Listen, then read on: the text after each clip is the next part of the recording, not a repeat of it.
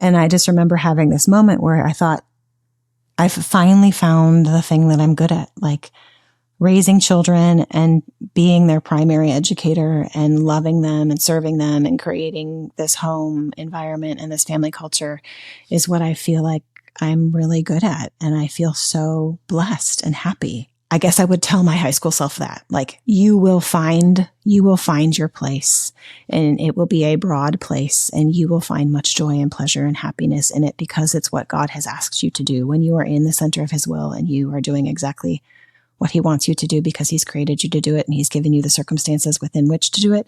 There will be much joy. So just relax. It'll be okay.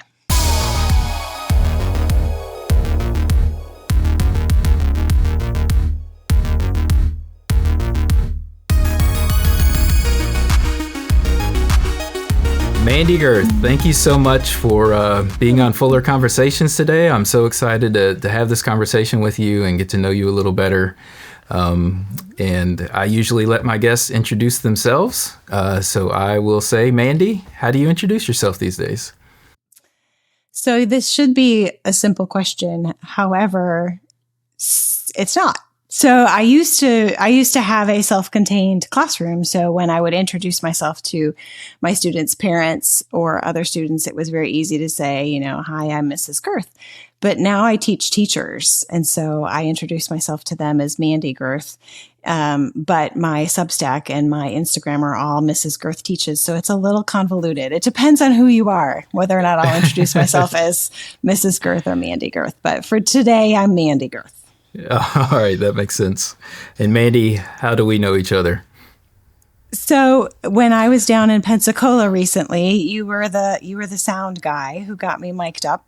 And then yes. You asked me to sign 2 books for your children. And then your lovely daughter asked a very thoughtful and intentional question in the student seminar that I led the next day. And so when I saw that you were doing this, and my friend Sean Hadley was one of your guests, I asked if we could connect and we could get to know each other better through this conversation.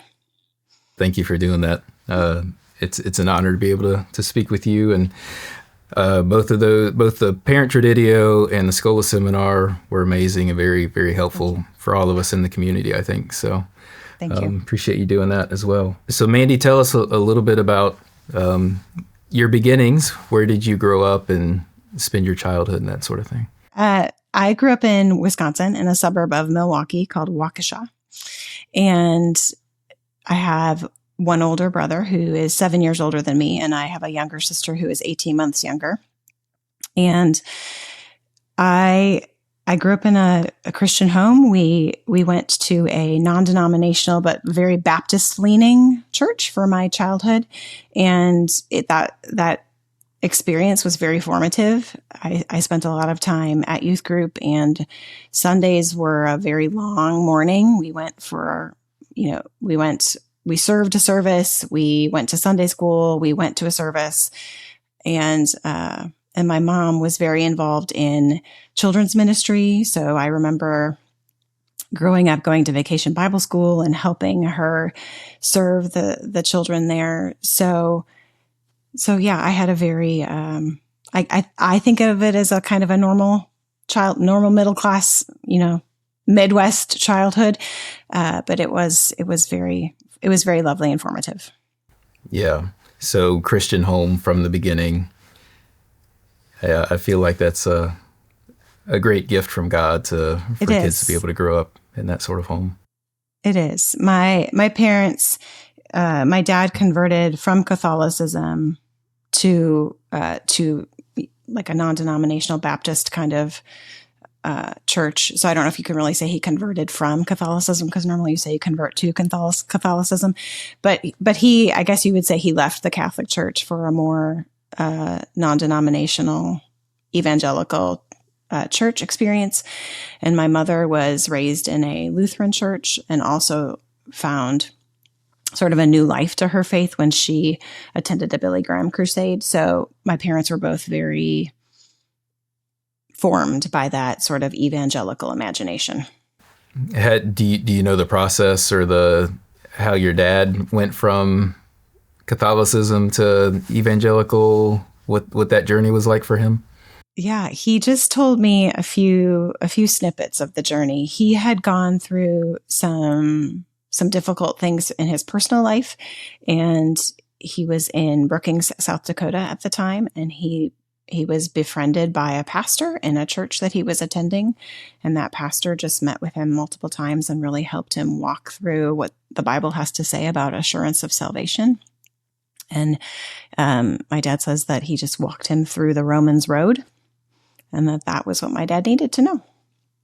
Oh, that's fantastic. Praise the Lord. Yeah. Very Yep. cool.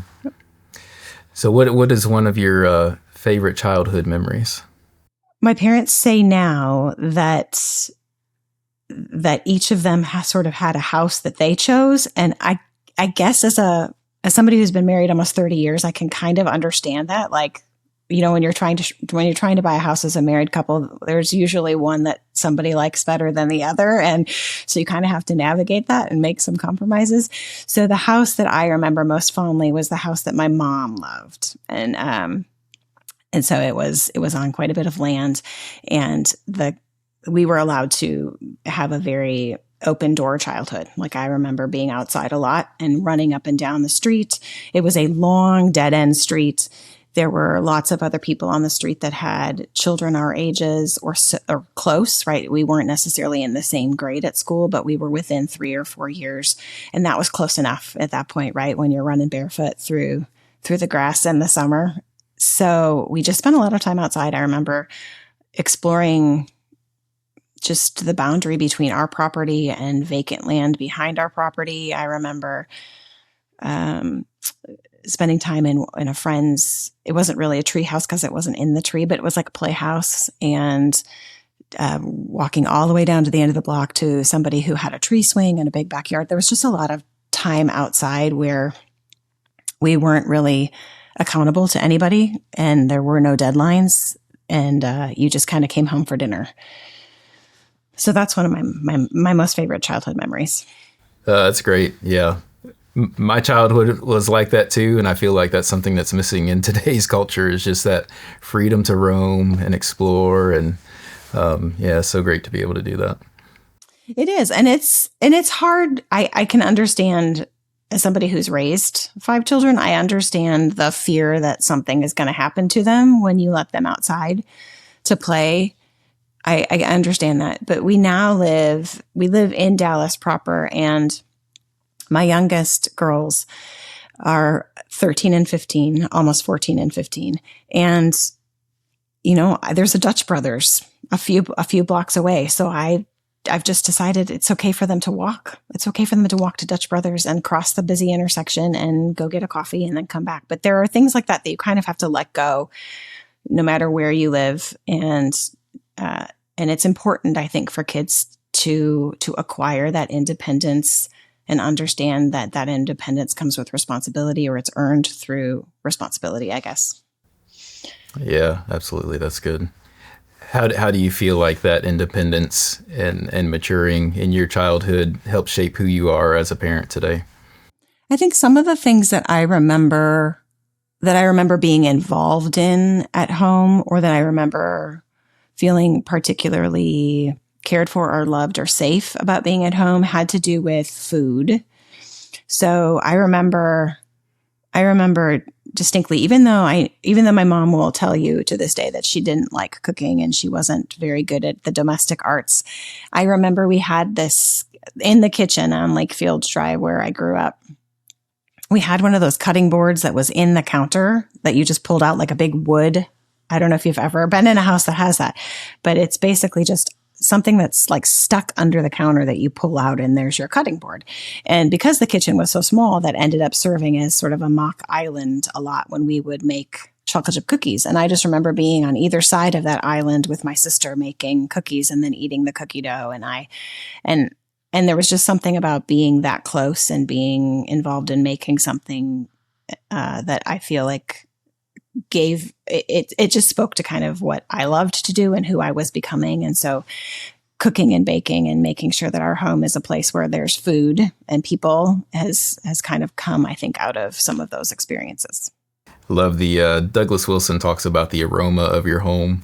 Yeah, one of the favorite smells in our house is when garlic or onions are sauteing, because everybody knows that something else good is coming soon. Yes. Oh, I love garlic. I don't know if I should admit that or not, but I do. Mm-hmm. Yeah. It's a sign of good things to come. That's right. That's a great way to think about it. Mm-hmm. So I've been asking this question to my guest, Sean, also. My daughter she's a senior getting ready to graduate. And so if you can think back to, when you were that age in high school, thinking about, next steps after high school, college, and all of that, what was your approach to those sort of things, and how were you thinking about it then? And then how has your thinking about it maybe changed now that you're, this side of it? Mm-hmm. So we were very blessed to have a maternal grandfather who believed very strongly in higher education. And so when each of his grandchildren was born, he put a certain amount of money away that was intended to be used for college education. So each of us knew we had a certain amount of money that was available to us for tuition. So a lot of our decisions were sort of driven by how far will that money go? And so my older brother went to a private school, and he had to do a lot of working alongside of his schooling in order to pay for his tuition. And my sister and I both considered whether or not it might be smarter to go to a state school so that the tuition could be covered by the gift that my grandfather had left for us. So a lot of my decisions were based upon what was affordable and whether or not the education had something, or whether or not the university had some sort of education that was related to writing or English, or because I had a feeling that was where I was going to end up. I was going to be in the field of literature or English somehow. But if I was talking to, and I do talk to my kids about this now, I drop hints about this frequently, and I do tell high school students this as well when I talk to them about the choices that they're making for college. I really do say you should make sure you're going to go someplace where it's a target-rich environment for finding a spouse. So make sure you go someplace where you will meet a lot of like-minded people who've come out of homes similar to yours, so that when it's time for you to find a wife or find a husband, you've got good choices. When I talk to people who have not found a spouse in college, they lament how difficult it is now that they're out of college to meet people and to find and they're especially when they're trying to avoid any of the apps or any of the digital opportunities, it gets very difficult for them to meet people. So I do think you want to find someone in college. So choose a college where you've got lots of good options. Yeah, great advice. Now, do you steer your kids or the students you talk to toward private or public high school or colleges these days? I do. I tend to encourage them to go. Usually my first choices are the University of Dallas or Hillsdale. Those are the two schools that I am unabashedly promoting these days for obvious reasons, right? My oldest is a alumni of Hillsdale, and I am an alumni of the University of Dallas. So those are my top choices for people these days. Now at Hillsdale, I guess I haven't asked you what you grew up sort of in a Baptist home, but what are you guys today? So today we are Anglican. And how did that come about? So we were going to. So we were married in the church where I grew up. So we were married in that large non-denominational Baptist church. As I was studying at the University of Dallas and getting my master's in classical education there, I was immersed in a lot of tradition, right? I started to go back to original texts and see how important the church fathers were to what we now understand to be Orthodox.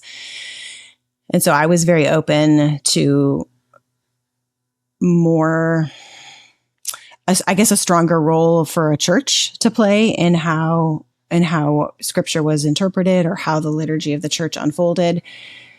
So I was becoming more and more open to the role of the church in our lives as individuals and our lives as a family. And then I was going through a situation where I needed to leave my position at my school mid-year. And we can get into that whole story later. But I was leaving my teaching position mid-year, and it was very difficult and very painful. And one of the hardest things for me to do was to drive my kids to school, drop them off, and leave, because for 7 years we all walked into the building together. And so that was one of the hardest transitions to make. And so instead of feeling like I was going to go home and just start eating all of my feelings, I decided I needed to go find a place that had a morning prayer service so I could drop them off and I could go right to church and start praying. And that's when I found our church, and we all just started going there together gradually until it got to the point where everybody felt like this was where we needed to be. And then we were confirmed as a family. Just this year we were confirmed. And so that's kind of how that happened. The theological shift happened after you started attending, rather than a shift in theological thinking beforehand pushing you toward the Anglican Church, or how did that? Well, I don't know that it's that big of a theological shift for any of us, really. I think the only thing that changed in what we believed as my husband and I believed, the only real change was how much more we wanted to be aware of the church calendar, like how much more we wanted that to be something that gave us a place in time and space, and therefore changed the rhythms of our individual lives and our family's life. We always believed that, well, I guess I should back up, Matt. So we were in the church where we were married, and then we were going through the membership class at that church. And this is the large non-denominational Baptist church in a suburb of Milwaukee. We were going through the membership class, and we started asking the associate pastor or the elder who was doing the class questions about baptism and communion. And the answers we were getting back were just not very satisfactory. And at the same time, my husband and I were doing a lot of reading of John Piper and R.C. Sproul and Douglas Wilson. And so we were starting to become more reformed in our thinking at that point. So that was very early on in our marriage, pre-kids. So we, at that point, left that Baptist church and joined a PCA church, a conservative PCA church. So that's when we started to make that shift theologically, I guess. So it doesn't feel to my husband and I like we've made a huge theological change by becoming Anglican.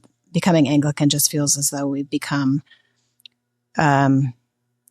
more, I guess that it's like seeped into all the corners, I guess, that our theology has seeped into all the corners, and it's become so much more embodied, and it allows us rhythms and practices that give us physical experiences of what we believe to be true. Okay.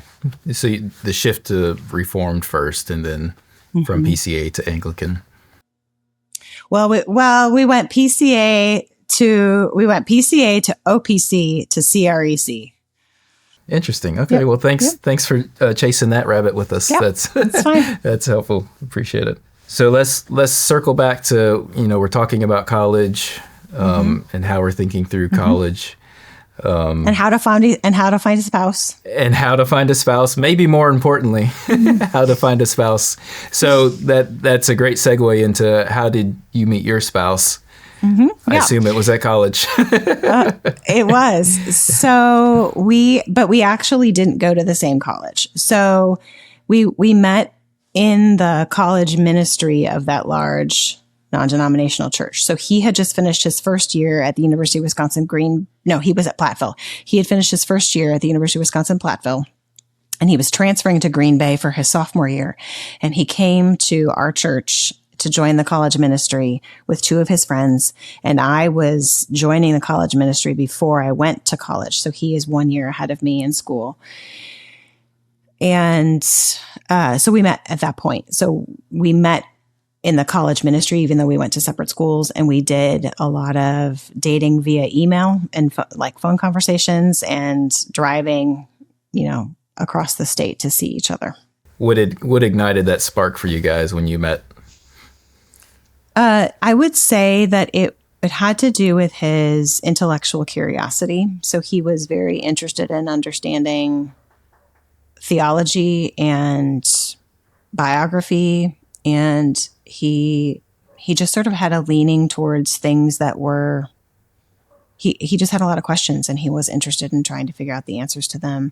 He had grown up in the Missouri Synod Lutheran Church, and so there were certain things that he was exposed to and that he knew from his own confirmation process and his high school. So he went to a private Lutheran high school, but coming alongside two of his close friends and then really becoming close to the college age pastor at that time, he just had a lot of intellectual questions, and he was ready to dive into sort of the whys behind a lot of the things that he had learned growing up, and that was attractive to me because I'm the same way. I'm a smidge intellectual. That's great. So opposites didn't attract in this case. It was similar. Well, we're opposite in other ways, and I think that's it's important to understand that you will be attracted to somebody who is opposite from you in some very key ways. And Jill Briscoe, who was the head pastor's wife of the church that I grew up in, used to say opposites attract and then they irritate. And I've often reminded myself of that when I'm feeling irritated by the things that are opposites. Like these were the things that initially were the attractions, and now you have to figure out how to work through them. That's right. That's good advice. So, you're dating long distance through email. What did that look like, and how did it progress? Right. So people don't realize that there was a world pre-internet. Yes. and that some of us grew up there and fell in love pre-internet and all of that. So we emailed. And so, recently, as I was unpacking boxes, I found all of the email messages that I had printed before I got rid of the hard drive of that computer. And because it was a DOS-based email system, like it was old, like it was old and OG, it was original. Yeah, I remember those days. So I printed all of those emails, and I was just reading through a few of them as I was, moving things around in our new house, and I was like, we have the same problems. Like we're not that different, right? So I think that's also helpful to keep in mind when you're thinking about who you're going to marry when you're in college and you're starting to date people, and opposites attract and then they irritate and all of that. But understanding that on a very real level, in a very real way, you are who you are. Like you are who you are. So when you meet that person in college, that is that person. They are who they are. A lot of things have been formed and shaped, and they have the loves they have, and they have the habits they have. So it's wise, I think, to consider if the problems that person has, or the baggage that they're carrying, or the things that are starting to irritate you, are those things that you're willing to walk beside that person for the rest of your life. Because there's no perfect person, and nobody is a 10 out of 10, right? Like, right. So we all have our things, and we all come into the relationship with habits and loves and patterns, and a lot of which we don't even understand ourselves. But knowing that this is, that things aren't going to necessarily change significantly. You're going to start to grow together into a new entity, and you're going to shape each other and influence each other. But a lot of the things will stay the same. So make sure that, if you're dating somebody and he doesn't like to dance and that bothers you, he's not going to like to dance 30 years later. Right. Like true story. Like, that may be the greatest piece of advice. Don't assume that they're going to change, or that you can change them. Right. Right. And we think too highly of, we think we're the 10 out of 10, but we aren't. Yeah. Any other advice you would have for young folks looking to find a spouse? Things to look for? Well, I'm going to rip this off of Joshua Gibbs, who I feel like I rip a lot of stuff off these days. But it was a piece of advice that he gave on a podcast that actually really resonated with one of my sons. So he and I still talk about it quite a bit. And it has to do with the fact that we kind of what you were saying, that you think that you're the 10 out of 10. His advice to teenagers was, what are you doing to become the kind of person that 10 would actually want to marry? So right. we think like, oh, I'm the catch. Like what, who's going to be good enough for me? But you should actually mentally flip that and say, I'm going to want to marry somebody who is beautiful and intelligent and who comes from a good family and who works hard. Why is she going to want to marry me? And how am I becoming worthy of that person? And that to me was a good moment for my son. And it made sense to me that we should be helping our teenagers become the kind of person who would be attractive to the kind of person that will make a good future father or mother for their children. Yeah, very well said. I hope some young people listening will take that to heart. It's hard because it means you have to learn how to say no to things, and you have to learn how to work hard, and you have to learn how to maybe not go to the Friday night football game because you committed to doing something for your parents, and you should not back out of it. I mean, there's a lot of sacrifices and a lot of lessons that you have to be willing to go through, and your parents have to be willing to let you go through. So that's another thing that I think is hard as a parent, is that you want that kind of child who has that resilience and that grit. And then you realize in order to get that kind of person, you have to let them suffer some things and deal with the consequences of some things that you would much rather protect them from if you could. Yeah. And you have to resist the temptation to do that. And you have to let them get the late grade rather than running in the homework assignment, or you have to let them go without lunch because they forgot it. And like just some of those things where you're like, I could save them from the consequences of this and it would not be that inconvenient for me, but I really should not, because what I need it to produce the virtue. Yeah. Good. I mean, I remember one story in particular where we had just moved to the Metroplex. We were still trying to figure out how long it took to get places and where things were located. I mean, the Metroplex is huge, and this is 2014, so it's gotten so much bigger and so much harder to navigate now. And the tolls, like the amount of money we pay in tolls is crazy. But we had Sam on a select baseball team, his very first select baseball team in the Metroplex, and practice was like maybe 15 miles away from where we lived, but it took 45 minutes to get there because of all the stoplights and all the traffic, because practice started at like 5:30 or 6 o'clock or something, right? So driving through the Metroplex during rush hour traffic is a nightmare. And we got all the way down there, and he opens up the trunk of the car and he says, "Mom, I don't have my baseball glove."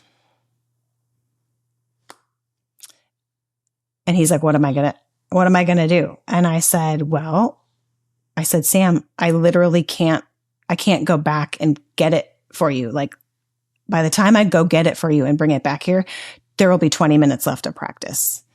So even if I thought that was the right thing to do, it's not going to work.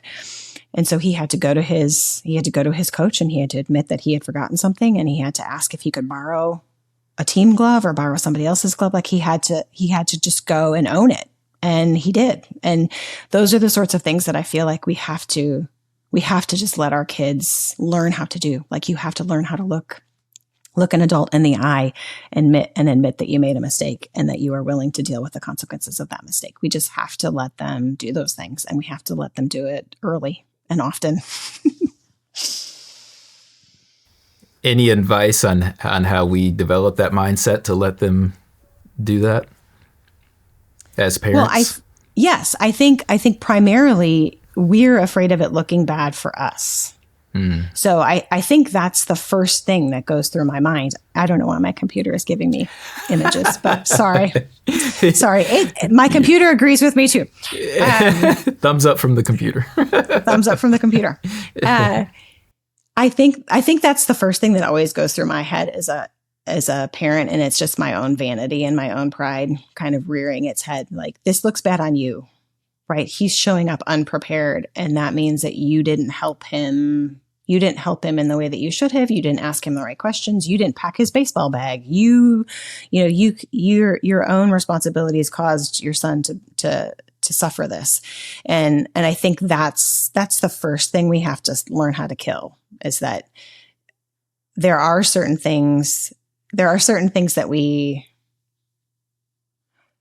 do as parents that do not set our children up well for success, but packing their baseball bags or packing their lunch or packing their homework for them, or, that's not one of them. Like, those are things that we do need to give them responsibility for and allow them to take ownership of.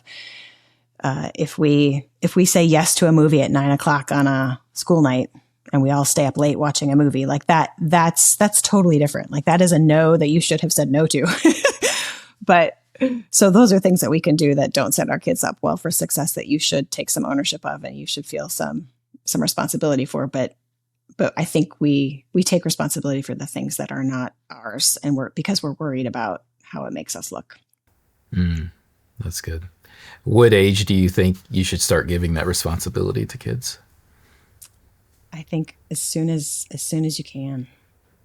I think one of the things when people ask us about our family and our family culture, I think one of the things that was just a sneaky benefit of having a large family and having lots of children close together is that I physically could not do everything that a lot of other moms could do, because I was usually nursing a baby, or I was taking a nap, or changing a diaper, or, doing laundry. Like, I was always doing things. And so I literally could not do everything for all the kids. They had to start learning how to do things for themselves and for others. So from a very early age, they were doing chores on Saturdays and helping me wash dishes, and they were holding babies so that I could take a shower. Like, very early, they just knew that there were things around the house that needed to be done, and they were there to do them. Yeah. They got that training out of necessity. Yeah, right. And good. So then what ends up happening is, when you stop having all of these babies, because at some point you have to find. You would think. We recently had one, so in our mid-40s, but it's okay. Well, it does happen. It does. It does happen, and to God be the glory for that. That's right. Absolutely. Mm-hmm. Yeah. So at some point, when the babies stop coming, the youngest, well, for your baby is you're going to have to figure out how to create artificial circumstances to teach that child responsibility, because there's nothing necessarily pushing that youngest to take on that responsibility, because there isn't anybody behind him that needs mom's attention. Right. Yeah. And sort of the environment now is that she essentially has 4 parents giving her all the attention she wants all the time. Mm-hmm. And so that's, unique challenge. I'll have to think through ways that we let her bear responsibility. I feel like I've forgotten everything because we have a 13-year gap. Everything I thought I knew about raising kids, I apparently forgot all of it. And it's like starting over completely new. Yeah. I'm learning it all again. So this advice is helpful to be reminded of, this is how we're supposed to do that. Yeah. Well, what a great chance, though, to kind of get a second run at it. You're older and wiser. Although you're more tired. But. I'm more tired, for sure. It's also beneficial for the older kids. They're sort of getting a taste of, this is what it means to raise up another young person. Like, this little person takes a lot of work, and it's a lot of responsibility. So I think they'll be better prepared for when their parents having this opportunity. So, yeah, I think that's true. I think that's true. Yeah. And that might be why you got your third. Yeah. All in God's providence, for sure. So yeah, he's got a plan. Yeah. And it's been very challenging, but a real blessing at the same time. So, yeah. Yeah. Yeah. I always, well, when we were, so we had 4 and we thought we were done. And I was reading a book called God, Marriage, and Family. And I don't remember who it was by, but the Holy Spirit just kind of spoke through that book. And the message that I took away from it was if you feel like you've got things under control, you should have one more child and then stop. Like the message was like, the point of having a family is so that you really do start to understand how to trust God in all of the details and to really feel as though you're giving him your whole life. And so at least that was sort of my takeaway from it, was like, if we feel like we're doing okay, like we've kind of got this 4-kid thing, we can manage it, then we need one more so that we continually feel like we can't do this. We are outmanned. We're not feeling that necessity of leaning on God and all of that. Yeah. Yep. That's good. Yeah. I feel like each major sort of life event that you engage in, when you get married, you learn God reveals himself in ways that you couldn't understand without being married. And the same with kids. Once you have kids, you see all these things about God that I don't think you see without having them. So it's true. It's pretty neat. Yeah. Yeah, I think that's true. I think that's the whole point. I think that's the design. So Mandi, as you talk about the culture of your family and the culture of your home, can you tell us how sports played into that? You talked about your son and the league he was in, and how did you guys sort of juggle all that's required for, and as a little background, and you can talk about this more, but your son has gone on to some pretty high levels in baseball. And so to do the things required to continue to advance in sports like that, how did you guys juggle all of that? Yeah, I think it's hard, and I think it's getting harder because there are no sacred spaces anymore. There are no sacred times. So when I was reading Anxious Generation this past year in preparation for a talk I was giving for Cersei, Jonathan Haidt even makes this point, like the internet has made everything profane. Nothing is ever off. Like everything is always open and always available. And I think that seeps into the structure of our days. And that's probably one of the reasons why the Anglican Church is really speaking to us as a family, is that it helps us understand that there are routines and practices, and there are special days, and then there are ordinary days, and there are, right? So it just helps us sort of grab hold of something again and reclaim time and space appropriately. So I think that's a real challenge because there are no special days, there are no special times anymore. So, for example, my oldest daughter is a volleyball player. She takes after Sam very much in her potential and her inclinations. And there is a volleyball tournament Easter weekend. So there are no special days, no sacred days anymore. So it's hard. It's very hard to navigate those things. I think the advice I would give is you as a family have to decide which of your kids are, and this is going to sound terrible, but please hear me out. You're going to have to decide which of your kids is worth that kind of an investment. And what I mean by that is that not every child has the potential of a Sam or a Nora, right? God has created your children differently. He has given them different aptitudes and different inclinations. He's created them in a certain way.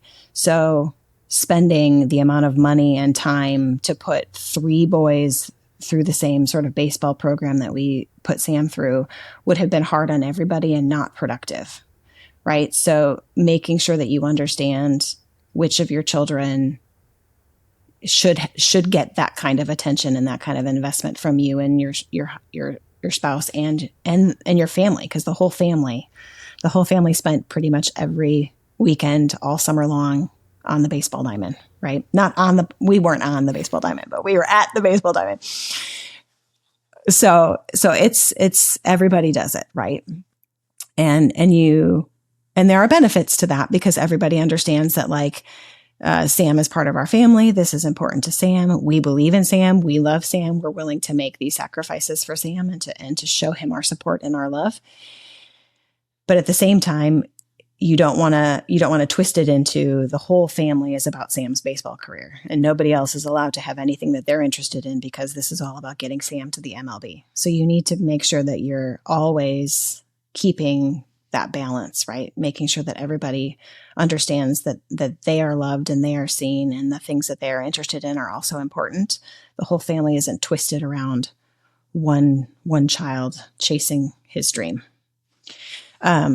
And I also think that, so yeah, I think you need to have an understanding of, you need to be honest with yourself about whether or not your child really does have this potential, or whether or not you want your child to have that potential. So you need to be really paying attention closely. You need to be closely paying attention to how your child is actually performing in relation to other people, other kids his age. So actually being able to honestly see your child in a competitive environment and understand what kind of potential they have, and be honest with yourself about that, and hear what other people are telling you about that. Like ask people that you trust to give you honest information, and listen to them. I mean, baseball is a huge business down here in Dallas. So you will always find, I mean, there was a point where my husband was like, Mandi, someone will always take our money and put Sam on their team. Like it's expensive, and they will take our money and they will put him on a team. So we need to make sure that like we're getting good advice and he's getting on a good team. So you have to find somebody that you trust who actually knows baseball, knows kids, knows how this works, and listen to them if they're telling you that your child has a shot. So know your child, look at them honestly. And then I think the other thing that's very helpful that my husband and I have talked about in this process, that my husband was actually very helpful in giving me eyes to see, is that at some point, all teenage athletes hit the point where their natural talent maxes out. So when you're looking at them in their competitive environment, you will start to see that they're hitting the level where about everybody else is. And what's going to get them to that next level is their own drive and their own passion. And so if your child has that drive and passion, they can push ahead, because what's going to end up happening is talent will get you so far, and then hard work is going to get you to that next level. And so at some point it will become the child who has to decide, I am willing to do the extra workouts. I am willing to go to the extra camps. I am willing to do the extra reps. I am willing to put myself on a special regimen, a special diet, I'm willing to do all of that. And as a parent, you can't do that for them. That has to be something that inside of them, they say, this is my dream. This is what I'm willing to do for it. And I'm willing to push myself to that next level, because talent will get you so far. And then you'll start to, as parents, you can kind of see that when they hit, I don't know, I would say like freshman, sophomore year. Like you can kind of see, are they gonna push themselves to that next level, or are they kind of okay with where they are? And it's okay as the parent to say, it seems to me like this is going to be more of a recreational thing for you. I don't think this is how you're going to get to college. I don't think this is what you're going to do for a living. And let's just find a place for you to go play volleyball and have fun. Or let's focus on playing baseball for high school and just have a really good season, get super invested at your high school. So I don't know if that's helpful, but those are some of the things that we've walked through and some of the lessons we've learned. Yeah, that's good. How would you have that latter conversation without, breaking their spirit or, hurting them too deeply? Well, I think on some level they know it. And they, on some level, they know that I'm not really interested in getting up at 6 a.m. to work out before I go to school. I'm not really interested in doing, double workouts every day. I'm not really interested in doing all the exercises that my private coach has told me I have to do. I'm not interested in doing that. Like, I'm not going to do it. Like, they know that on some level because the evidence has shown that they're not doing it, right? So on some level, they know that. And I think you can just have that real frank conversation where you say, like, your dad and I are willing to make this investment if you're willing to do the work, but it is an investment. And so we need to see that this is something that you're committed to before we continue to give all of our time. Not all, but if we continue to give, it can feel like all. We continue to give the time and the money. And I think that's just a pragmatic conversation you can have, because then it's not necessarily about like, honey, I don't think you have the talent to go all the way. It has more to do with like, are you willing to put in the work necessary to achieve your goals? So it could be helpful to just start by asking, like, what are your goals? Like, do you want to go to college and play baseball? What kind of college do you want to go to? What are your goals? And then ask them, like, what do they think they need to do to get there? And how can you help them get there? So there were a number of conversations that we had with Sam in the kitchen. We usually have these conversations in the kitchen with all of my kids. So they always happen in the kitchen. With the garlic and the onions and it makes it easier to have a conversation. The good things are coming.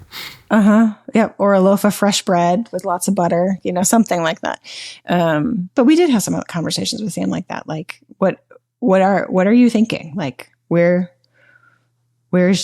your vision?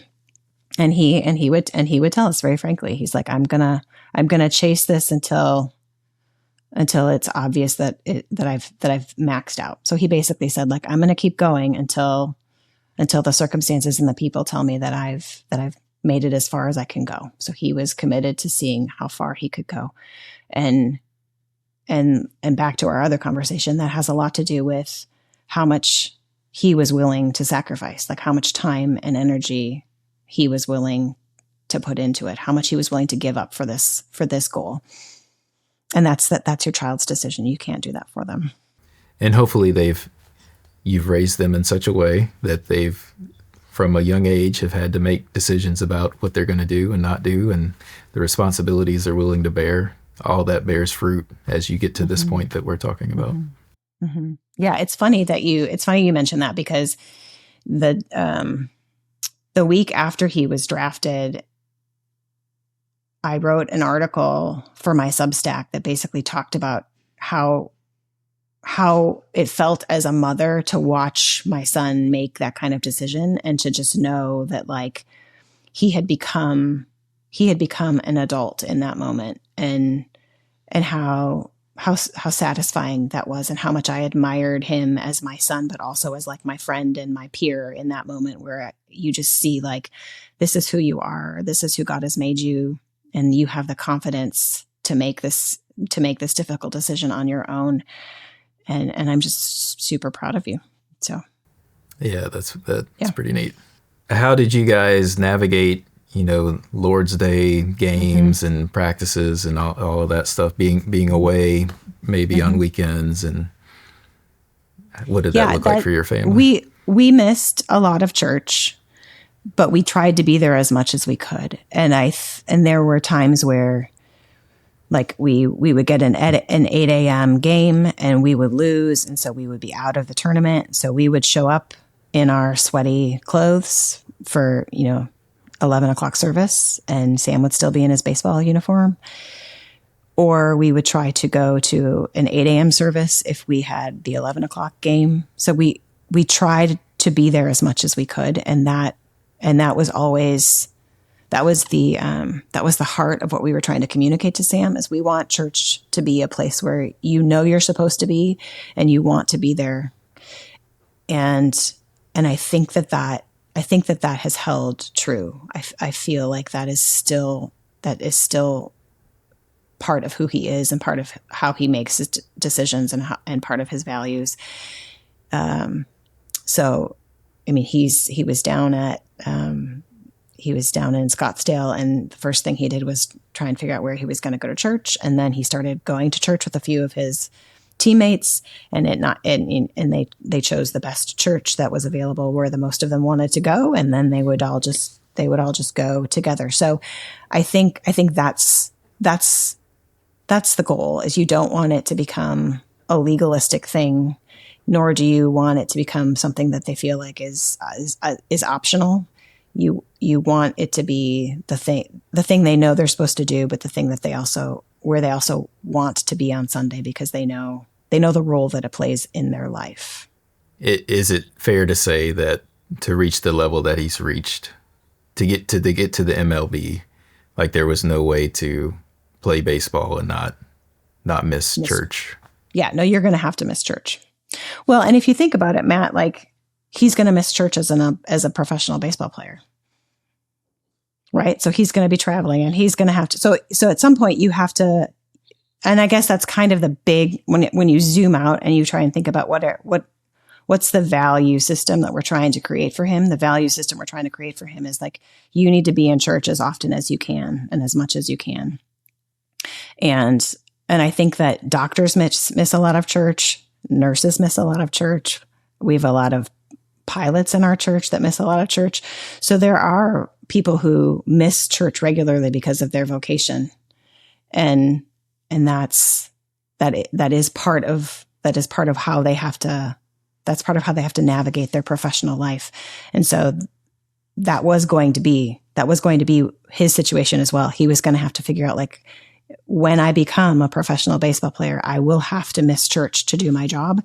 So I'm going to have to figure out now what it looks like to miss church for my job and still try and hold to my faith and create a value system in which I know this is where I'm supposed to be and where I need to be on a weekly basis as much as possible. One of the other things, and I don't know if I'm going to get into trouble for saying this, but I'm going to say it anyways. Let's go for it. But one of the other things that I think is really lovely about the church that we're in now is that Sunday isn't the only day available for you. So you can go to church every day. I mean, you can go to morning prayer and evening prayer every day. And there is a Wednesday service where you often can take Holy Communion. So that being said, the service on Sunday is Holy Communion. So like the Sunday service is different than any other service available to you all week. But I guess I'm saying that the church is open 7 days a week where we go to church now. So it's not like if you miss 9 a.m. and 11 a.m. on Sunday, you have no other opportunity to be in the presence of the Lord and to hear his word and to confess your sin and to hear your sins absolved. There's no other chance for that to happen that whole week. So I really appreciate that about where we are now, is that you can go to church every day if you want. Yeah. There does seem to be, though, scripturally an importance placed on Sabbath Sunday. Rest and the Lord's Day and the church gathering to worship on that seventh day. I agree. Yeah. I'm not saying that that's not in there. And that would be why in the Book of Common Prayer, the service for Holy Communion is different than any other service available to you the rest of the week. The only thing I'm saying is that I feel like we may have over-rotated a little bit in evangelical circles to it being about one sermon available one day. And I don't know that it has to be that way. I don't know if it's so much about one sermon, but it seems to be the gathering of the Lord's people together in worship and to hear the word. Yeah. I asked my previous guest, my friend, Kent Langham, who was a college basketball player, and that episode released yesterday, which will not be yesterday for whoever's listening to this, but, and so we were just talking through his journey through sports, and like he came to faith in the midst of being a college athlete and what that looked like, and just his thoughts on the Lord's Day and all of that. I brought up, yes, baseball plays on Sunday, football, nearly every game is on Sunday, although that's starting to, that's actually spreading. There's almost a game every day of the week now for professional football, it seems like. But those guys primarily are playing on Sunday for a large chunk of the year, 4-5 months out of the year. And then that doesn't include, training camps and all of that sort of stuff. So I just wonder, as a Christian, how you navigate, that sort of thing. It seems like it would be challenging. And, it is. It is very challenging. And I don't think that there's necessarily one.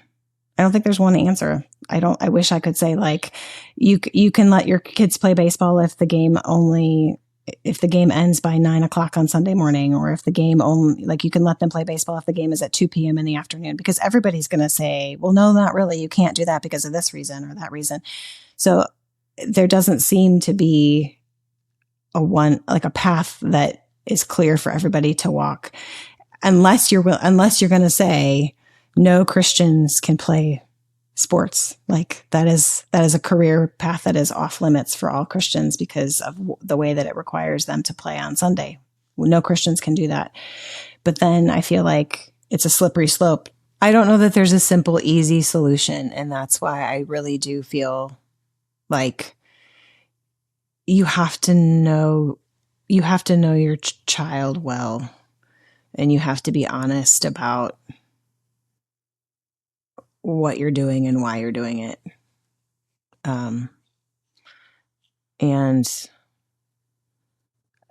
So I guess at the end of the day, do I think that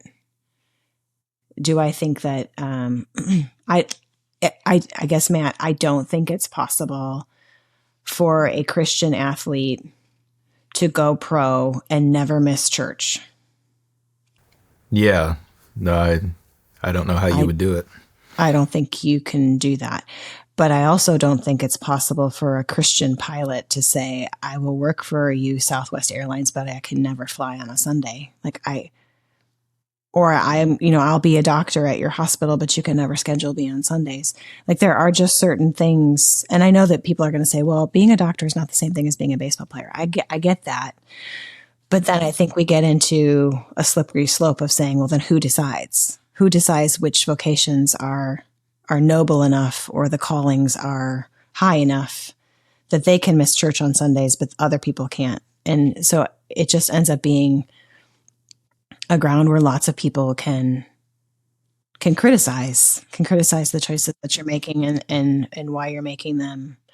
And that's why I guess I started the whole conversation by saying that what you want to communicate to that child, and however you can do it as a family, do it. What you need to communicate to that child is church is where we should be on Sundays, and therefore we are going to be there as much as we can. And I want you to understand, I want you to walk away from this experience knowing that that's your value system, that your value system is you are going to be there every Sunday that you can. And if that means you go early or you go late, then those are the choices that you're going to make. But that's kind of how you need to orient your decision-making process. And I think that through all of this, what we've been able to see gloriously by God's grace is that is how Sam makes decisions, is that he does know that on Sundays he should go to church, and that might mean he has to stay up. He has to get up really early after he's been up really late. He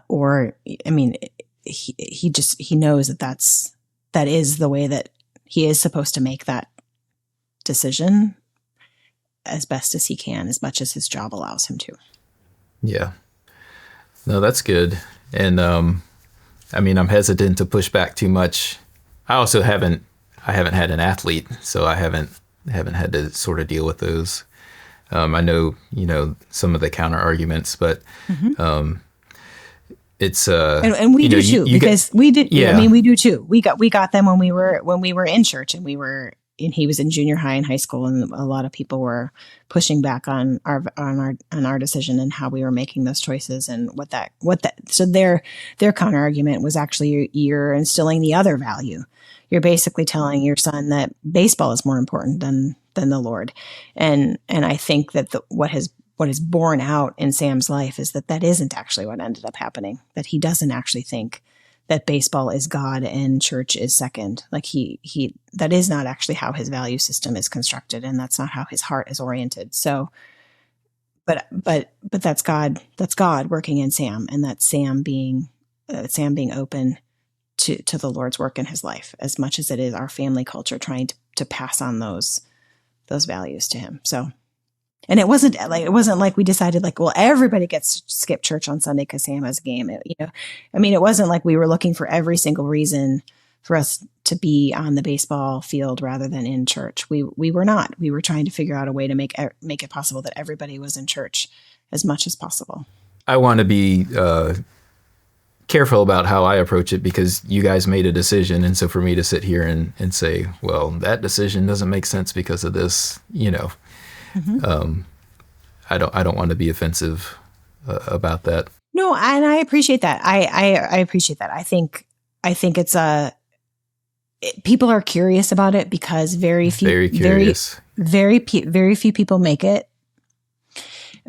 And everybody wants to, and everybody thinks that they can, and very few people actually do. And so there's just a lot of curiosity around it. And it's hard. It's hard to there's no way you can look at how he did that and say, well, he never missed church. He did. He missed church. Like if there was a tournament that had a 9 a.m. start and they won, he was playing baseball he showed up at 8 a.m. and he didn't come home until 4 p.m. Like there were Sundays where he was literally playing baseball the whole day because they were winning. Right. So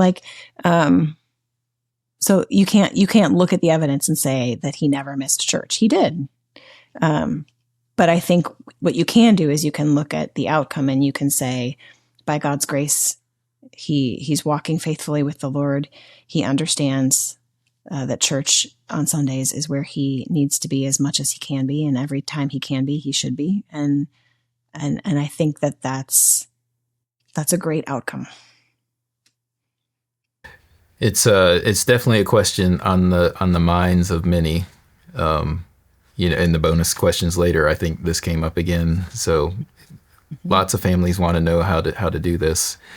And as you pointed out, like it's impossible to continue to progress in athletics without giving up Sunday worship. And so how do families navigate that, think through that? Mm-hmm. Maybe what were some of the parameters, that you guys looked at scripturally to say this is the decision that we're going to make? Or I think you can say no. You don't have to say yes, especially if if your child is not a strong contributor to the team, or it's not an essential game or not an essential tournament. Like you can say no. You can draw limits. There will be repercussions for that you will have to kind of walk through with your child, and as a family, you can decide that if what's important to you is that you are in church on Sunday, but it could be a different church. It doesn't have to be your church, but the rule of principle is we will be in the Lord's house on Sunday. Maybe there's a Lutheran church, or there's a different church that's meeting at a different time that is more convenient with the day's tournament schedule. Like maybe as a family, you're okay with that. Like maybe you're okay with finding a church that has a Saturday evening service, or that has a 6 a.m. sunrise service. And you're like you can look at some of those things creatively, but if it comes down to the fact, if you as a family have decided we're committed to going to our church every Sunday at this time, then you're going to have to say no to the sports. And that's a decision that you as a family have every right to make. And that's your decision as a family. And it's okay, I guess. It's okay. It's okay if you decide that you're not going to do the sports thing. There are other things that you want your kids involved in, and that will provide them with the the maturity or the skills or the virtues that you're trying, that you want sports to produce for them. There are other things that you could do that are that way. But I think it's going to be, I mean, even if you've got a musician and you want them in a community orchestra, most of those community orchestras rehearse on Sunday afternoons. So to draw real hard lines around the entire Sunday and say, we're not going to do anything but family time and worship on Sundays is going to be increasingly a difficult line to or a barrier to guard. But I'm not saying that you can't do it or you shouldn't do it. I'm just saying that is the computer's giving you a thumbs up again. Yeah, the computer's happy with that answer. But that is going to be increasingly hard. And I mean, I don't know. There have been families around here that have said, like, well, what if we created an alternative league that, you know, that where the tournaments were Fridays and Saturdays, they weren't Saturdays and Sundays. And I mean, if you get enough people that are willing to do that, you could give that a go. I wish, Matt, I had an easier answer to say, like, it's going to be an easy road to walk and you're never going to have to make any compromises, but you are. You and your spouse are going to have to figure out how you're going to make these decisions. Like, what are the things that, and it's like the family culture talk I gave at Trinitas. Like, when you have two things that are in tension as a family, you're always making these decisions, right? Like, my mom wants us to come over for dinner. I want to go over to my colleague's house for dinner. Like, are we saying yes to my mother or are we going to my work function? Like, our life is full of these choices and we have to figure out how to make them. Yeah. Well, that's a helpful conversation. I appreciate you having that with us. I think some people would look at the decisions we made and they would be very critical of the decisions we made, but they want the outcome without having to make some of those hard choices. And I just don't know that that's possible. And so you have to figure out how you're going to navigate it as a family and honor the personhood of your child. Well, like we said, I think a lot of families are trying to think through these sorts of things. And so hopefully hearing this discussion will maybe help them in some way think through that. So thank you, Mandi. Yeah. So let's shift gears a little bit to now, what do you do, Mandi? What does your day-to-day look like these days? I work part-time at the University of Dallas in the Don and Louise Cowan Center. So that is a nonprofit center that's part of the university where we are attempting to continue to perpetuate the legacy of Donald and Louise Cowan, who were educators. Donald Cowan was the president of the University of Dallas for about 20 years, and Louise Cowan was his wife. And she established the literary tradition core curriculum that's part of the University of Dallas today. She also served in the English department. She created teachers institutes that served Dallas public teachers in the 80s. So she was very much a champion of a literature-based education, a liberal arts approach to education. And she believed that teachers were the most important part of any sort of educational enterprise or any sort of educational reform that you were going to try to create or promote. You had to, she wouldn't have said minister, but I say you have to minister to the teachers. You have to meet them where they're at, make sure they know how important their vocation is, and then rekindle within them the thing that they love about teaching, which usually has to do with their own desire to be considered an intelligent learner. Like they want to have that part of who they are inflamed again, because most of the time it's just been bogged down by policy and procedure and behavior and attendance, and like all the work of education can crush that right out of teachers. And so usually they just need to be reminded of all of that goodness that that called them into teaching to begin with. So that's what I do part-time.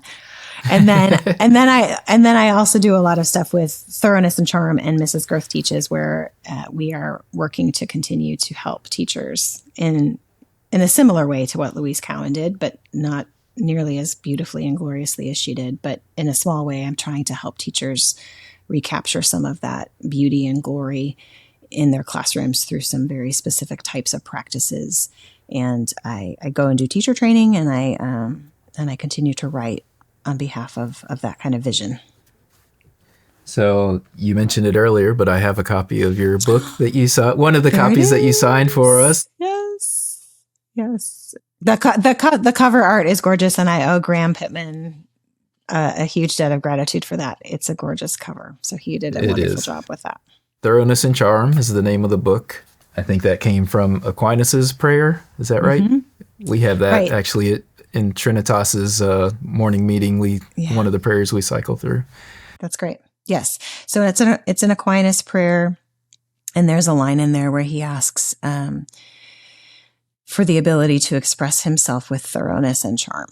And to me, that phrase captured sort of an intellectual capacity or an acumen. Like, we want our students to be able to be masters of the material, or at least have a mastery of a part of the material that we're teaching them. We want them to have a confidence of what they're saying.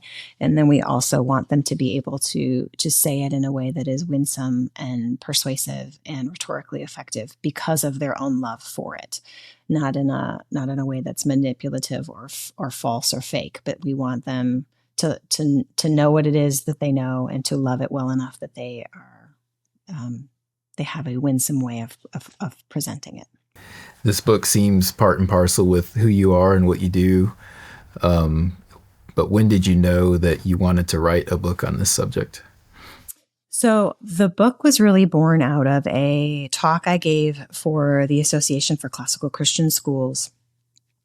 And after I gave that talk, probably I think for the second time, I had a feeling like the ideas were resonating with people. So I would go to conferences, and teachers that I don't know would come up to me and they would say, Mrs. Gerth, I went to your talk, or I listened to your talk on the ACCS website, and we're reading poetry in our classroom, and it's a much more joyful place. And I just want to thank you. And I would start tearing up, because I hadn't really thought that what I was doing or what I was talking about was all that unique or special. And so when I kept hearing those things, I thought to myself that we really needed to take this to the next level, where more teachers could hear it and could understand, I guess, the philosophy behind it, like why I ordered my classroom this way, and why I would encourage others to do it as well. The why behind it, and then give them some just really helpful pointers in how to start down this road themselves. So I was actually looking back earlier today, and I reached out to, well, first of all, I should say, at one of those ACCS conferences, I went over to the Circe table after I was done presenting, and I think it was Alec Bianco who said something like, "Are you Mandi Gerth?" And I said, "Yes." And he said, you keep sending people to our table to buy books. And I said, "Oh, that's great." Because in my talk, I mentioned a couple different titles of theirs. And so teachers were running over there to purchase those books. And then at one point, Andrew Kern came over, and he and I started talking a little bit, and he said, "Well, maybe you need to write a book that we can sell on this table." And I said, "Well, maybe I do." And then it was a few months later where I reached out to Alec Bianco on Twitter, and I said, "I think I'm going to start this book." And he said, "I think you should." And then it took a while for me to finish grad school and kind of get to a place where I really felt like this was, I guess the fire was there, and I needed to do it. It had to be done. And I was the one who had to do it. And so I would say it was probably like 2012 2023 is when I first was messaging Alec about it. And then it wasn't until about 18 months ago or so that I actually met with Katarina Hamilton at Cersei and pitched her the idea. And then it really was off to the races. Like, you know, we are going to publish this book if you get it finished. kind of a conversation. So then it was, okay, well, here we go. I have to do this now. But I had a good friend who was a published author who was giving me a lot of good advice at the time. And, as I was going back and forth with Cersei about whether or not this was going to be a good fit for them, her advice to me was, Mandi, just write the book and it will find its home. Like, if it is a book that you feel so strongly about, that the Lord has laid on your heart and that you cannot let go of, then you need to write it and it will find its home. And so that advice just kind of kept me going to just keep writing until I knew for sure that it was going to be at Cersei. Yeah. And with any creative endeavor, there is the consumer sees the end product and they're like, oh, this is great. They don't see all the hundreds of hours of labor and thought and all the work that goes into it. So can you kind of, for people that don't know what it takes to write a book, can you kind of tell us what that process looks like? How much effort it actually takes? I probably spent 1,000 hours on this book. I mean, that's just I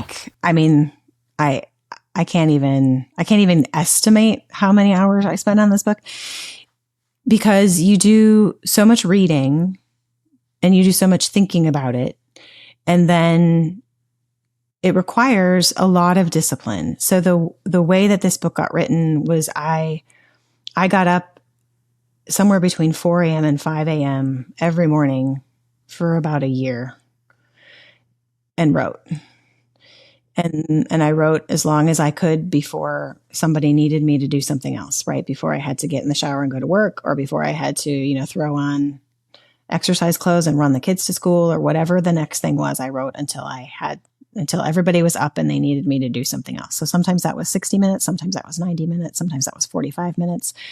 But I had to get up and make it the very first thing that I did. And I think that is what I would recommend to people who are trying to find place in their life to write. The only way that you will reliably get that time is if you make it the very first thing you do before anybody else gets up. That's the only time you will have. You could say that, you're a night owl and you'll do it after everybody goes to bed, but sometimes people don't go to bed until 11 o'clock in my house, or 11:30. And sometimes you're too tired at the end of the day to think straight. So my advice is that reliably the best way to get a project started is to make it the very first thing you do and to wake up earlier than you're used to. Were there any surprises along the way, things you didn't expect in this process? I had a really hard time writing the third chapter, which is on the imagination. I had outlined the book, and then the first 2 chapters came pretty easily. I knew that the chapter about what was going to go into the liturgies, right? Creating a liturgical classroom, which is like the last chapter of the book. I knew that was going to come pretty easily because a lot of that material was going to come from that talk I had given at ACCS. But I knew somehow this third chapter about how these cultural artifacts or how these liturgical practices actually form our students through their imagination. I knew that this was an essential chapter to the book, but I just didn't really have a good handle on how I was going to communicate it. And so I got to that chapter in the book and I basically stopped writing for a good 6 to 8 weeks and just used all of that morning time to read and read and read and read and read and read, and to pull sources and to kind of weave together what I needed in order to write that chapter. So that was kind of one surprise about how to kind of handle that writer's block that inevitably comes. And then the other part that was kind of surprising to me is that you do get lost in your own thoughts. You get lost in your own manuscript. So there were times where I would sit down and I would write something and I would think like, have I written this before? Yes. Where? Is it on a Substack post? Is it out on the internet somewhere? Or is it like 2 chapters ago? So you kind of do get lost in your own manuscript. And so having a really good editor is very important. And Katarina Hamilton is an amazing editor. She was very good at helping me understand how to keep the manuscript tight and how to make sure that I didn't repeat myself, or if I was repeating myself, to make sure it was something different, like I was adding to the thought or expanding the thought. So having a good editor is very important to producing a good book. Any tips on how to find a good editor? Find a good publisher, like find a reputable publisher. There you go. Okay, good. So any other books in the works? Are you going to do it again? I do have other books in the works. So I have a book under contract with Davenant Press on family culture, because I feel like the natural outflow of this that I have already heard from lots of teachers and administrators is, we will do all of this. We will do thoroughness and charm in the classroom, but we can only do so much with the students when they're coming from families that don't understand why we're doing this in the classroom.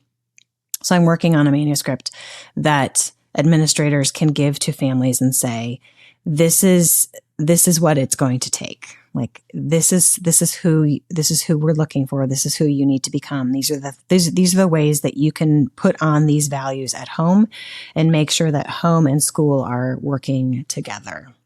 So that's with Davenant, and I don't have an exact release date or publication date. We're still kind of working out all of those details. And then Cersei Press is going to publish. Ooh, I just lost my ear. Going to publish a collection of essays from Donald and Louise Cowan from the Cowan Archives. So I'm working with Donald and Louise's son Baynard to pull together unpublished material from the archives and create a volume of essays related to education and teaching. Okay, very cool. The book that you're working on about family culture, that actually fits in perfect to the bonus question that I was going to ask from one of your fans. Yay! Winner. That question was, how do you help parents catch the vision in well, I guess it's slightly different. But we'll go ahead and jump in to that one since it's somewhat related, I think. How do you help parents catch the vision in a collaborative model? How do you get them to see that this is a joint effort, partnership, and not just a one-sided effort? Mm-hmm. Yeah. So it seems like that probably plays into the book that you're talking about. Right. I think what I like to tell people is that the Lord was always very kind and gracious to my husband and I to give us the right ideas at the right time. In the collaborative model, we have lots of families coming in who either were homeschooling for a long time and have realized they need a little help, or we have families coming in from the public schools. So they're leaving the public schools for various reasons, and they're not used to having to pay private school tuition. So we've got a lot of growth in the collaborative model right now. And I think one of the best ways to encourage families in that model is to continue to remind them of the vital role their family culture plays in the educational process, and how education really is enculturation. So they may just not be very familiar with that idea of how important what happens after school and before school and on the weekends is to the children. And if they have any that have not yet entered school, how vitally important those preschool years are. They might not have totally understood any of that for whatever reasons. So if we can continue to help them see how important their role is at home, that will help. It's largely a cultural job, I think, that has to happen there. And my husband and I were always very fortunate to have friends in our lives who pointed us in the right direction when we were at a crossroads and we had something that we needed help figuring out. So when we were trying to figure out, baseball, or we were trying to figure out private school or public school, and we were trying to figure out what private school, and or should I stay home? Should I stay home full time? Should I stay home part time? What kind of work is, all of those like huge life decisions that families have to make. Or exactly what did it look like to parent? Like, what did child rearing look like? How do you raise a Christian family? Like all of these questions, right? We're always circling, and God was always gracious to put in our lives people who we trusted, who had good advice, and who gave us information, who gave us books and podcasts and things to listen to at the time when we were open to hearing the ideas and the information. And so I think that in a classical Christian school, we just have to continue to be those kind of people. We have to be continually aware of those around us and what they're struggling with and what they're thinking about, and encouraging them, giving them resources, having tough conversations or just open conversations. I mean, and I guess when I say tough conversations, I don't mean like, I'm going to sit you down and tell you why you cannot do this, or like not a discipline tough conversation, like not a church discipline conversation. I just mean having a conversation where you're sitting across with someone and they're really wrestling with something, and you want to help. Like you're willing to listen to them, and you're willing to be vulnerable so that they will be vulnerable. We need to be doing that, because that's where the school culture gets stronger, because the family cultures are getting stronger. That's good. Any specific resources you would point either school administrators, teachers, or families to help in that regard, apart from your book that's coming out? Right. So we read Parenting by Tripp was a great one. I felt that was a really helpful book for me. I guess I would just say a lot of, well, I don't know, it's been a while since I've had small children. One book that I'm reading right now is, it's a resource actually more than a reading book, but it's called Praying Through the Bible for Your Kids in 1 Year. I have it right here. It's by, I think, Nancy Guthrie. I love that book. And what I love about it is that it takes a few minutes, but it orients the prayer for your family in Scripture. And then it gives you some things to think about in terms of the choices you're making with your family, the conversations you should be having with your children. And then it gives you a very beautiful prayer at the end where you can pray for your children by name. And so that, I think, is huge. That's sort of a resource where you're committed to praying for your kids, and then Parenting by Tripp, where it's really focused on making sure that you've got discipline and gospel. You've got a good balance of law and gospel, and that you're not overly rotated on either side. Those would be, I guess, my two resources right now. Okay, thanks. Yeah, that's helpful. I have another question from a fan for you. Oh, good. What do you hope the next generation of classical educators, parents, and students will guard most fiercely as this movement continues to grow? I think the culture. So it kind of piggybacks on what we were just talking about, that we have to preserve our family cultures and our school cultures.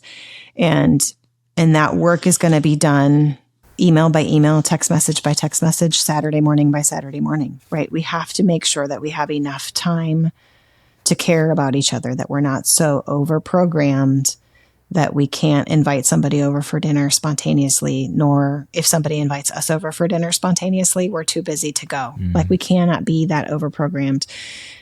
One of the things that was the most formative for my husband and I, and therefore influenced our family culture in a significant way, was we had a dear set of friends who were empty nesters, and they loved our kids.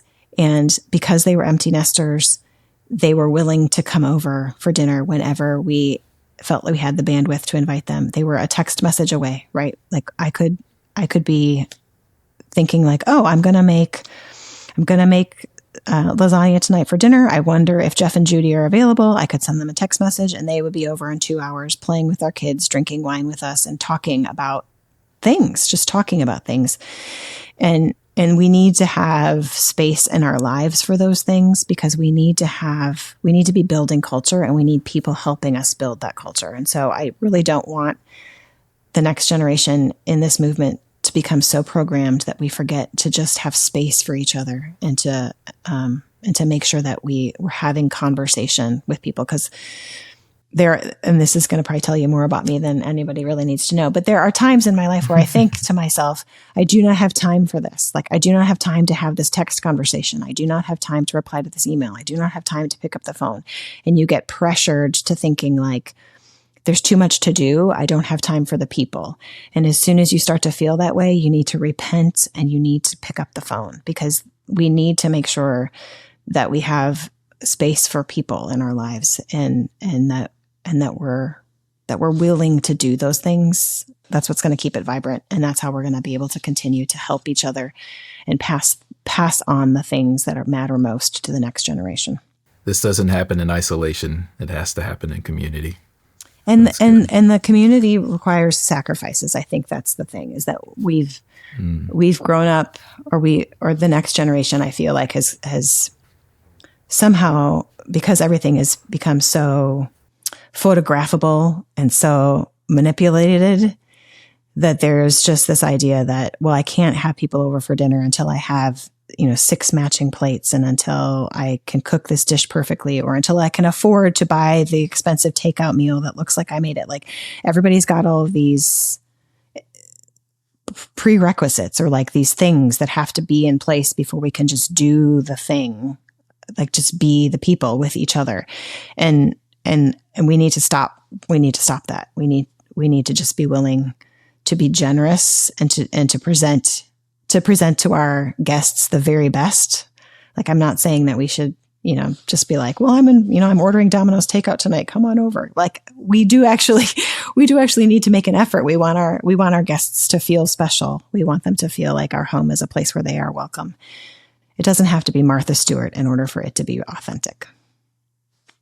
It doesn't all have to be Pinterest perfect these days, huh? No. One more fan question for you. This one is related to a section which I think is on page 88 of your book, talking about the teacher reading to establish, the teacher being the one to read, and that is helping to establish classroom culture. Right. So this question is related to that, and asks, when and how would you recommend teaching reading fluency in younger grammar school readers? Right. So I think there are 3 reasons why we read aloud in the classroom. I think we read aloud just for culture. I think we read aloud for a specific pedagogical aim in terms of whether it be literature or history. We're reading for narration, to build the habit of attention and to build the habit of narration, or build the skill of narration. Or we're reading aloud to try and help the students understand how to read a story, like how to enter into the story and to understand what's being said by the author, how to read the symbolism, how to see the images. Like, so we read for, I think, those 2 reasons. And then we also have to have fluency. We have to teach our students how to phrase. We have to teach them how to read punctuation. We have to teach them how to use inflection. We have to do all of that as well. So it seems to me that there are 3 goals. There are probably more by people who are smarter than me. They'll tell me I missed a few. But to me, I feel like those are the 3 big ones, I think. So I'm not saying that we don't need to do the fluency and that all we need to do is read for culture. We have to have those moments where we're actually encouraging them to read aloud. I think that a significant amount of fluency skills need to be reinforced at home, because in a classroom of 18 to 30 students, if you have every student read a paragraph of your current literature book, it will take the whole hour. That will be 40 minutes of reading. So you can build those in, and you probably should. But 40 minutes, but one student reading aloud in literature class once a week for 5 minutes is the cumulative effect is just not there. So they do need to be reading things aloud at home to adults and to siblings who can help them. So there just needs to be more reading aloud done at home. I asked my older kids to read books to my younger kids. Right now, I've got, when I take the 2 girls to school in the morning, I've asked one of them to read the day's scripture passage from Daily Light on the Daily Path. And that has even been helpful for me to understand, like, okay, we're struggling with this word, or we don't necessarily understand where that scripture passage came from. So let's talk through those things. So there just needs to be opportunities where you're helping your students and your children master the fluency skills. And so I would say in the classroom, scheduling a teaching block once a week where everybody reads out loud a little bit is a good idea. I don't think that it's very helpful to if you're trying to reinforce good fluency, I don't think it's helpful to have students read to students, because chances are one student isn't going to correct the other student or even catch the other student's mistakes. So having those teaching blocks where you are asking everyone in the classroom to read aloud is helpful. The other issue with that will come in if you've got kids who have diagnosed dyslexia and who should not be reading aloud in the classroom. So you'll have to manage that. So that will also kind of be something else to keep in mind. But I also, as a kind of a like overarching principle, I think one of the best ways that our students learn fluency and learn how to read aloud is by hearing good teachers read good texts aloud.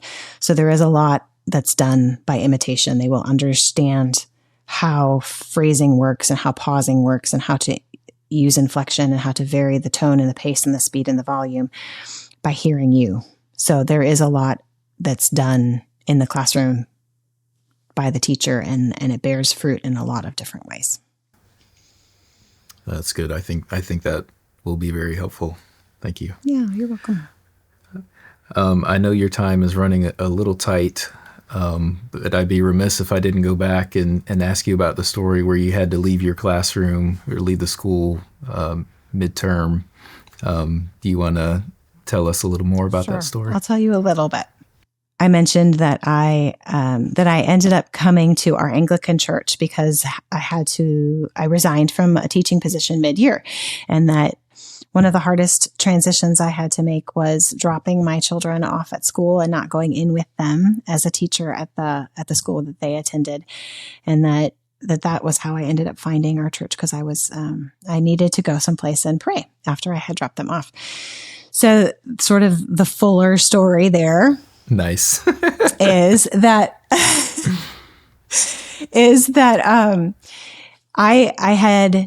I had some ongoing conversations with the administration at that school about the role of literature in the classroom, the role of liturgy and catechism, and kind of like we had just kind of had some philosophical differences, and so those kind of came to a head,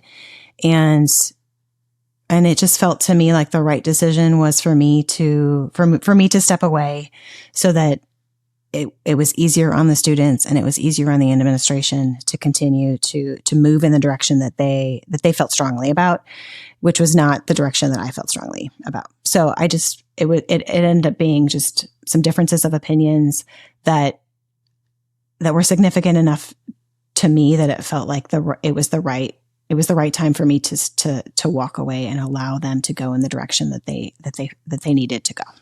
So there was a philosophical disagreement at the teacher school level, but you were still comfortable leaving your kids in that school. Right. So there was a difference between it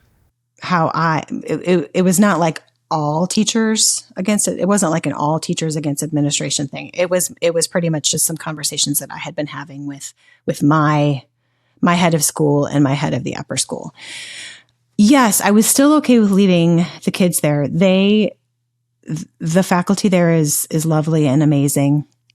And I knew that the teachers that they had were doing a beautiful job with them. And I trusted them. And it's not that the administration was taking the school in a direction that I felt vehemently opposed to. It was slowly moving in a direction that I felt was not going to be a good fit for me as a teacher and how I knew I needed to be able to teach in the classroom. So that's kind of how I just knew it was going to be best for me, and it was going to be best for the administration if I left when I did. Gotcha. But it was hard. It was very hard. And it was difficult for me imagine. it was difficult for me to walk away from the students. So it was hard. And and there was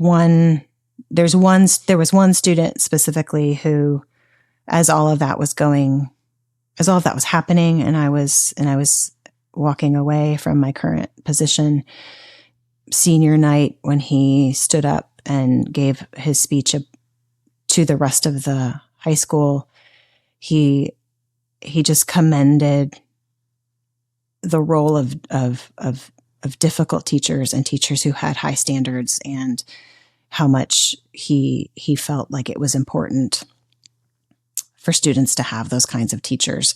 And it really felt to me like he was trying to encourage me to keep teaching. That is really a special moment. Did you continue to teach after that? I did. So there was a collaborative model school across the Metroplex in Fort Worth. So I went and I finished the year there, and then just really felt like the Lord was calling me to something else. So the book was being written, the Cowan Center was coming, the position of the Cowan Center was becoming a reality. And as I was getting advice from people I trusted, it felt as though the Lord was asking me to make a change. And the advice that I was getting from a lot of people that I trusted was, it's not that you're not going to have an impact on classical education. You're just going to have a different impact, and probably a wider impact. And I think that advice has actually turned out to be the case. So the Lord was faithful, but when you're in those moments, of course you always doubt. You'd make that same decision today, do you think? Yeah, I probably would have made it earlier, right? I think I probably would have just decided that my staying in that role at that school was not a good fit. And I probably should have come to that conclusion earlier, so that I could have done it where it would have had less impact on the kids, on my students. I see. Yeah. Oh, that's interesting. Yeah, I think probably that's often the case, is that when we come to those conclusions, we've not made the decision too soon, but too late. All right, Mandi, well, I hear your dog barking and probably means folks are coming home. So just a couple more quick questions and we'll wrap up. But what advice would you give your high school self? I don't think this is going to come as a surprise to anybody, but I took myself way too seriously, and I was very concerned about following the rules and making sure that everybody else was following the rules. And I think that I would tell my high school self to just relax and enjoy, because it's going to be okay. Like, you're going to turn out okay, and you're going to be okay. It was much later in life when I was pregnant with our fifth, after we talked about that, right? About making sure that you're stretched, right? I was pregnant with our fifth, and I just remember having this moment where I thought, I've finally found the thing that I'm good at, like raising children and being their primary educator and loving them and serving them and creating this home environment and this family culture is what I feel like I'm really good at. And I feel so blessed and happy.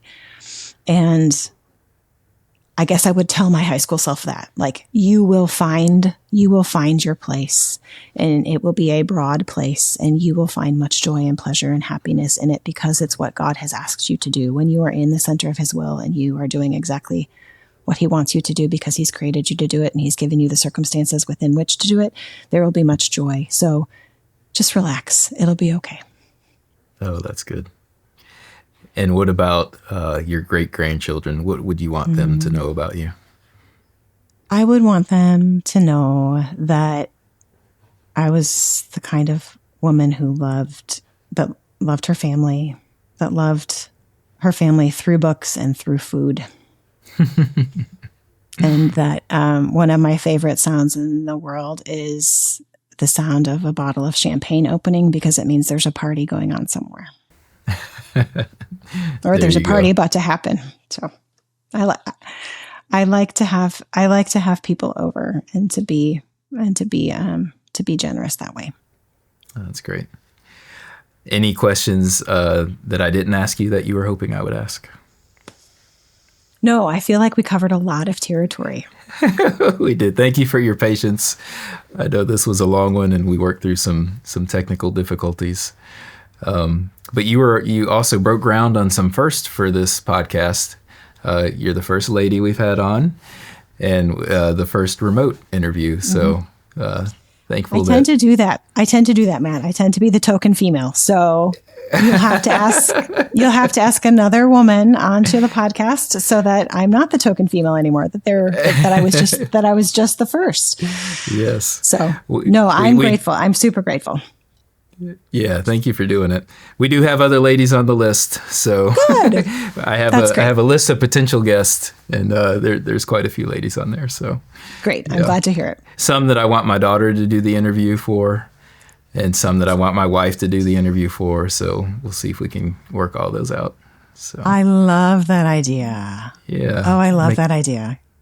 Make it a whole family affair. So your daughter will be really good at that. She's good at asking questions. She is the fruit of the classical Christian education we've gotten at Trinitas, and hopefully what we've tried to reinforce at home as well.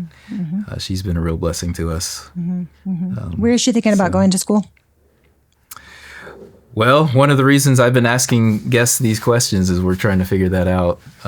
She wants to stay home. She would love to still continue to do something classical, Trinitas-like, in college, so liberal arts, or I don't know, we're either looking at online options or maybe staying locally. We're still working through it. So she can come to Dallas. Yeah, she was born in Fort Worth, so there's somebody in Dallas who would make her dinner on a regular basis. I appreciate that very much. Yeah. My son went the vocational route and is doing fantastic. So this is our first time trying to figure out the college route. So I liked Sean's advice. We can't screw it up. we might mess up our plans for ourselves. We're not going to mess up God's plan for us. So confident that he will lead and guide her. So, and I like to tell people too that you can change your mind, right? So I think we put a lot of pressure on ourselves and our kids to choose the right school. But I've known a number of friends who thought that the school that they thought the school was going to turn out one way, and the kids got there and it did not work, and it was not what they thought it was going to be. And so they just transferred. Just because you go, or she could decide she's going to go to Liberty in Virginia, which is a great school, and she realizes it's too far from home, and she wants to move. You can change your mind and you can adapt. Yes, and there's no shame in that. It happens. Yeah, I did that.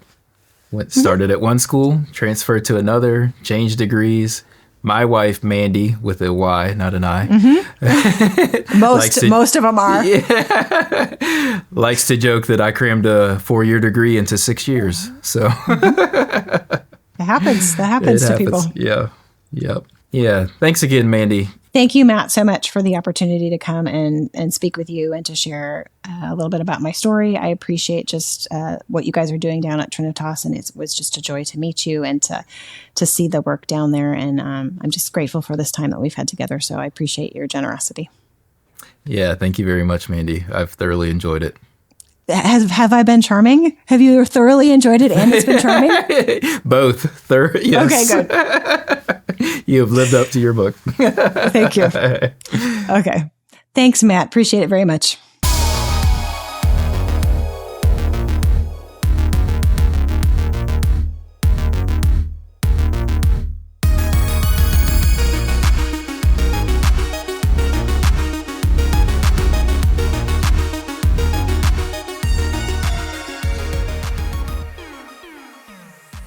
I usually provide all my guests with a Pellegrino just because that's my favorite water. I'll go get one. Perfect. Okay, so Matt, what's funny about this is that the Cersei people know that I'm a sparkling water person. So the last time they were here for a fall retreat, and Alec Bianco, he came up to me. He's like, "Let me know when you need a sparkling water. I have the secret stash." Nice. Yeah. That's me. So. I've always got some in the trunk or, in the cooler bag. Yep.